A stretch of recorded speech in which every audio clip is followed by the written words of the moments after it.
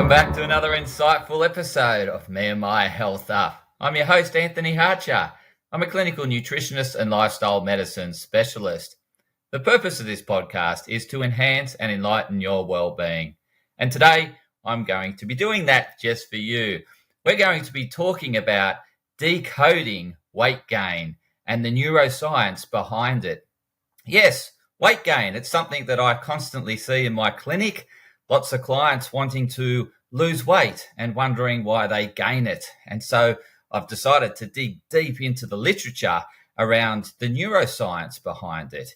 Is there something that we have hardwired in our brain? Is it a genetic predisposition to weight gain? Well, it's probably all of the above. It's multifactorial, as I've seen through the research. And there's so many factors incorporated or involved or associated with weight gain. There's well over 108 driving factors behind weight gain. And so it's not only just the environment that we live in, but it's the wiring within us as well. And obviously there's genetic factors that give us a predisposition and a tendency to probably gain weight. But at the end of the day, we have more control over that. We can rewire our brain. We understand neuroplasticity. So yes, as much as it may have been hardwired since you were a kid, the associations around food and how great certain foods are and how enjoyable they are and in what context you love having them in and how much you desire to have them in those contexts as you get older. And so these can become hardwired within us and we can become very unconscious of our behaviors and they become habits and we just keep doing them. And as a result of keep doing these habits that are associated around food, we can gain weight. And I'm going to be talking about some of these areas of the brain that lit up when they've done studies on people that are obese compared to people that aren't obese. And they've given them visual cues such as a chocolate milkshake, and certain areas of the brain have lit up on the MRIs, the magnetic resonance imagery. So yes, so certainly you show someone a chocolate milkshake, what areas of the brain are going to light up?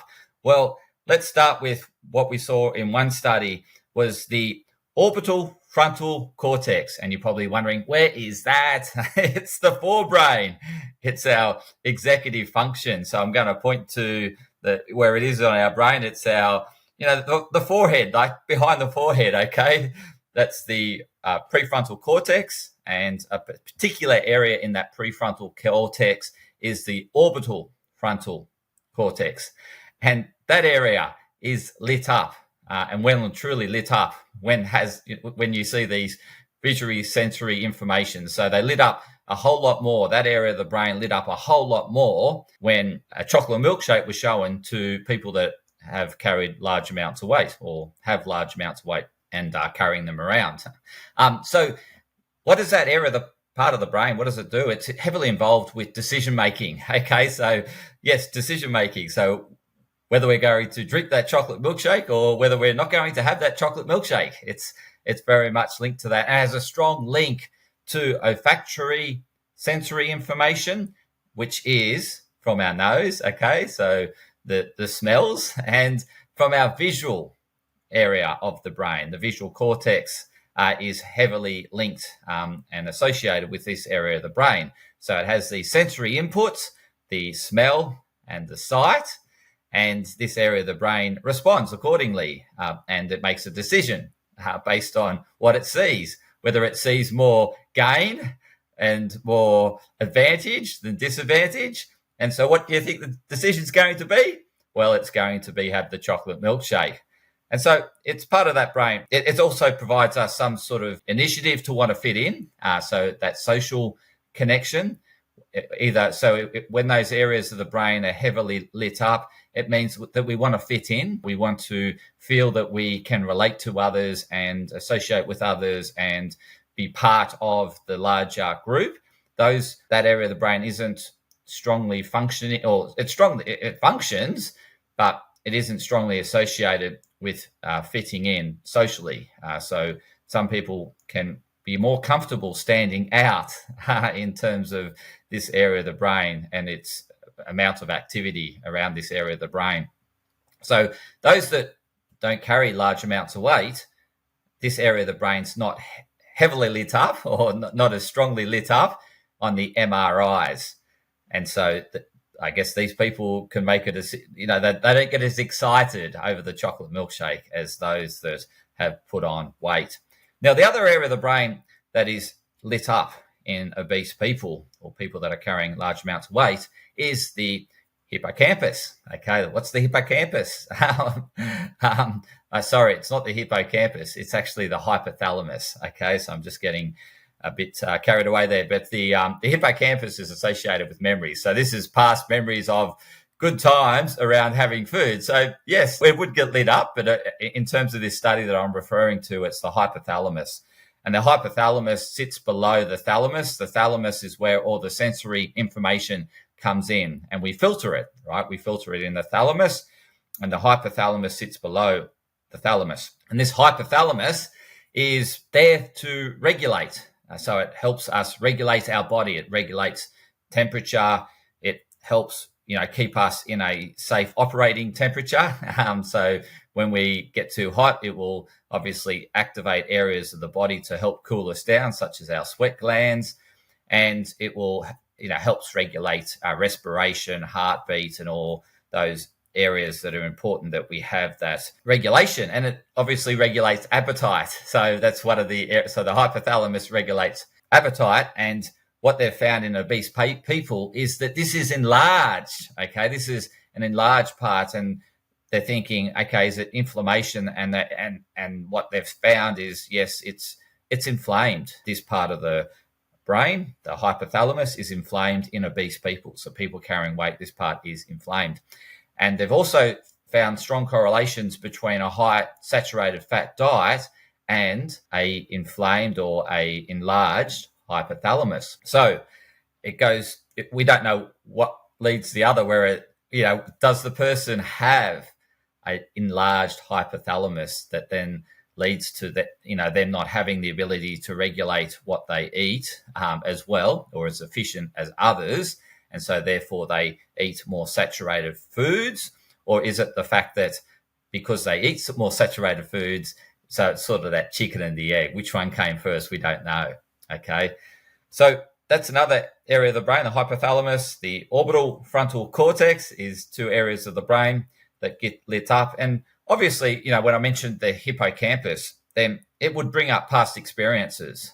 So when we see this chocolate milkshake, then if we have strong associations with past experiences of having a chocolate milkshake in a good setting and good times associated with that chocolate milkshake, then obviously it would retrieve memories from the hippocampus. So yes, our brain is linked. And what they've found is in another study that there was a strong association, linkage between the basal electric frequency. So that's our enteric nervous system. It's the nervous system that is around the gastrointestinal tract. Okay, so yes, we have a second brain. You've sometimes heard of that gut brain. That's the enteric nervous system, and this enteric nervous system contains anywhere between 200 and 600 million neurons, and it's its own brain. It takes in sensory input and gives out motor output, motor function. So this the gastric basal electric frequency is strongly linked to brain activity. So obviously, people with obesity have a strong connection between the second brain, the gut brain, and their brain. Okay, and what they found is that less ability in the brain to go up and have multi-modality connections or associations. So as we go up in our brain, we've got more associations, more linkages, more pathways, and more things that we can take into consideration before making a decision. Okay, and what they found was in this study was the strong correlation between the gut brain and brain activity, lower level brain activity, like lower down in the brain. So that's around the midbrain. It doesn't go much up to the prefrontal cortex in terms of what they found in this study. So therefore, there's less pathways that you think, okay, I know that eating this food has this negative health consequence. You're not sort of doing that assessment. It's probably more that desire to want it and not to think too much about it that it drives. So yeah, they're the sort of 3 studies that I dug up in terms of decoding weight gain and what areas of the brain are strongly correlated or associated with gain of weight. So what can we do about it? You're probably wondering at this moment. I've shared all this theory and the latest research and what parts of the brain light up. Well, yes, we have the ability to rewire our brain. We have this neuroplasticity, which we can break down old wiring and we can create new wiring through neurons. So associating neurons, having new associations, get them to fire together, they wire together. And the more we get them to fire together, wire together, the stronger the wiring, the more hard the wiring. So obviously with people that have this strong propensity to gain weight, they have a strong linkage, strong hard wiring between food and the benefits it brings them. And another study showed that people with obesity or have, carrying large amounts of weight also need more food to get the same feeling or the same outcome as to having that. So when we eat food, we get a boost of serotonin and dopamine. And so what happens is the more food we eat, our body desensitizes the effect of it because it wants to keep you alive and surviving. And so it's thinking, well, I don't want to have too much strong hard wiring and too much positive desiring towards this because we need to keep you alert to other things and do other functions and keep you alive. And so you're going to have more of that in order to get the same hit because it turns it into white noise, so to speak. So it turns that buzz that you used to get, you need more of it in order to get that buzz. So it's like with anything. So same with drugs. So when you're taking drugs, you will need more and more of that drug because the body gets better at breaking it down. It produces the enzymes that break it down to get excessive quantities out of the body. And also with our cells, they become more and more desensitized. They don't become as strongly activated by that. And same with the neurons.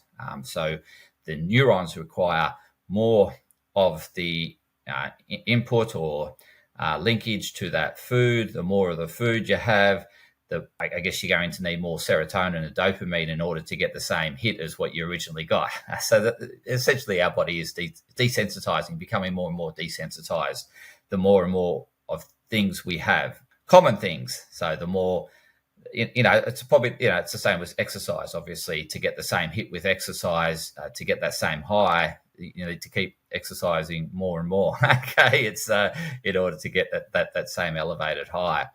So there's that desensitizing effect, and that also causes people that like food and have strong associations with food to eat more of it in order to get the same hit or the same feeling as before. So what can we do about it? We can rewire the brain. How do we start out about that? Well, it's working out what benefits you are getting from eating particular foods. In this case, it's probably highly calorific foods. So you might have a propensity to eat highly fatty foods or highly sugary foods. And so you've got this hard wiring to want to eat more and more of that because of the positive associations you have with eating that food. So what you want to start listing down is what are all the benefits you get from eating that food? What does it bring to you? How is it serving you? Because there's obviously benefits. There's more pros than cons, hence why you keep doing it. And it's become such this automated behavior. But you keep doing it because it brings benefit to you. It makes you feel better. It gives you a sense of a way of managing stress, could be one of the things, one of the benefits. So list down all the benefits of what it brings you in terms of eating those foods.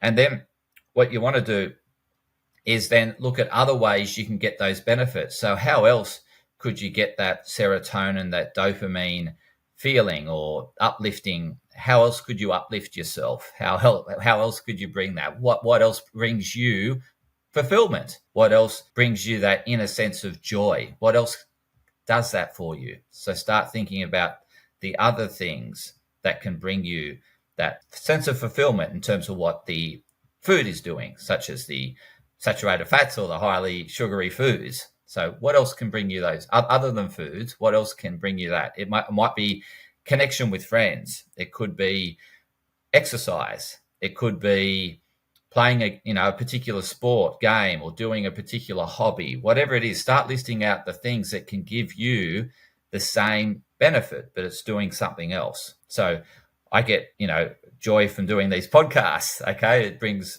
fulfillment within. What else brings that fulfillment within?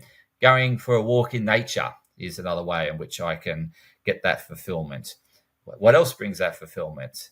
Hanging out with, playing with my children or spending time with my children or my partner, my wife, Adriana. So how else can you get this fulfillment? So that's what you want to think about and list those, the other ways you can get the fulfillment. Okay. So we're now creating an alternative to the current hardwiring pathway of eating, and then how that new way is going to further enhance the outcomes that you are seeking in relation to health. So that alternate way of getting that fulfillment, how is that going to provide a stronger benefit? So look for all the benefits it's going to provide in addition to that feeling of fulfillment. So it's going to bring you health benefits. And what is the health benefits going to bring you? Being healthier will bring you more energy. You won't feel as tired. You'll be able to do more. You'll be able to do more of the things you love doing. You'll be able to spend quality time without being tired, around people that you want to hang out with. You'll have more time at the end of the day, or more energy at the end of the day, in order to do your hobbies. So start listing all the primary benefits associated with you adopting this new habit that brings the same fulfillment as eating, and start stacking them up. Start stacking up those associations. And then what are the secondary benefits of that? Okay, so if I'm spending more time with my friends because I have more energy and I'm developing a deeper connection with them, how else is that helping me? How else is that providing further fulfillment? I get to know them, we get to spend more time together. And how else does that help you fulfill what's important to you? So there's that element that you get to talk about your day. You get to relate to someone. Someone else can relate to what you're going through. What are the other benefits? So there's a mental health benefit associated with this additional connection, is that you feel connected. It gives you a sense of further connection. It starts uplifting you because you're spending time with someone else, and you get energized from this. And that additional energy, what can that bring you now? So what else can what's another benefit of now? The benefit of the mental health. So it means that you will be stronger, more resilient. And how is that serving you in terms of being more resilient, more adaptable? Well, you're more adaptable to stress. So so you start looking at all these first start with the primary benefits of this new behavior, then go to the secondary benefits of this new behavior and how it serves the areas that are important to you. So if your mental health is improved and you're more resilient, then and you value your family, then how does that flow onto your family?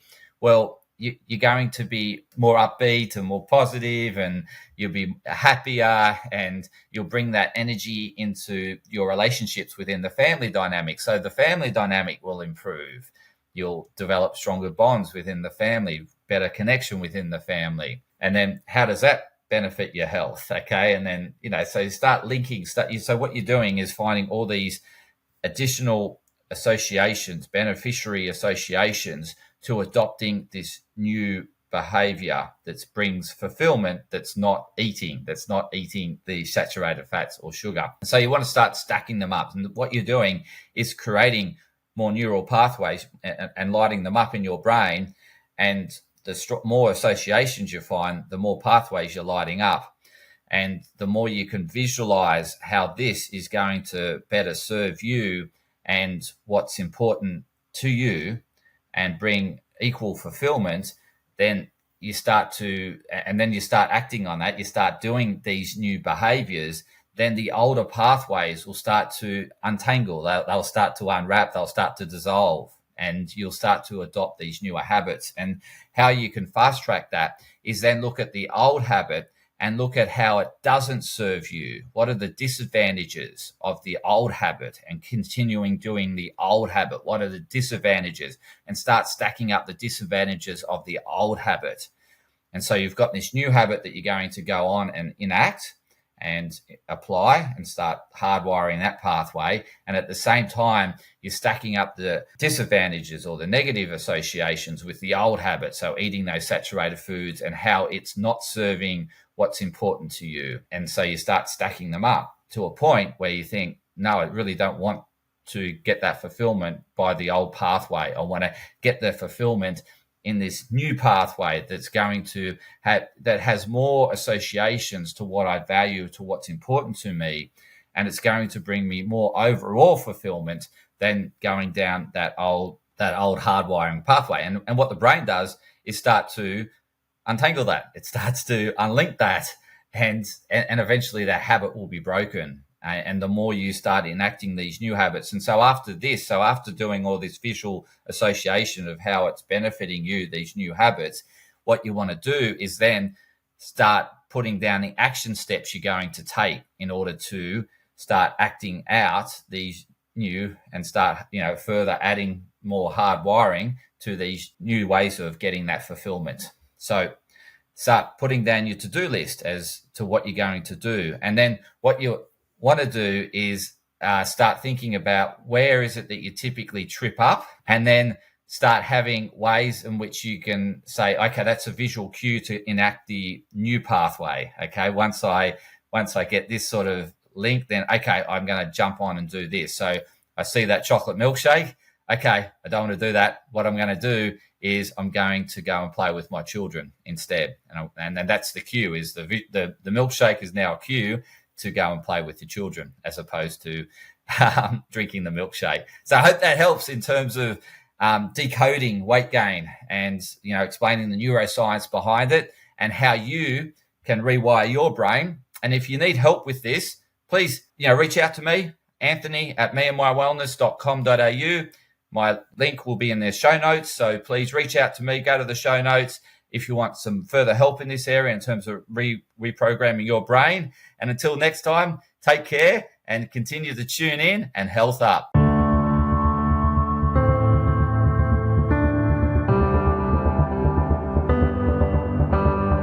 Podcast disclaimer. This podcast and any information, advice, opinions, or statements within it do not constitute medical, healthcare, or professional advice and are provided for general information purposes only. All care is taken in the preparation of the information in this podcast.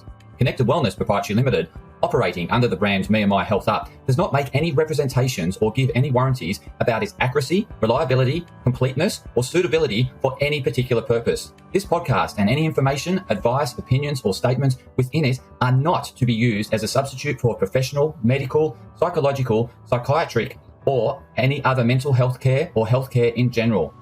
me&my Health Up recommends you seek the advice of a doctor or qualified health provider with any questions you may have regarding a medical condition. Inform your doctor of any changes that you may to your lifestyle and discuss these with your doctor.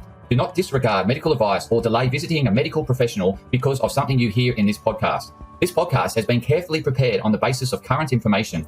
Changes in circumstances after publication may affect the accuracy of this information. To the maximum extent permitted by the law, me&my Health Up disclaims any such representations or warranties to the completeness, accuracy, merchantability, or fitness for purpose of this podcast and will not be liable for any expenses, losses, damages incurred, indirect or consequential damages or costs that may be incurred as a result of the information being inaccurate or incomplete in any way and for any reason. No part of this podcast can be reproduced, redistributed, published, copied, or duplicated in a form without prior permission of me&my Health Up.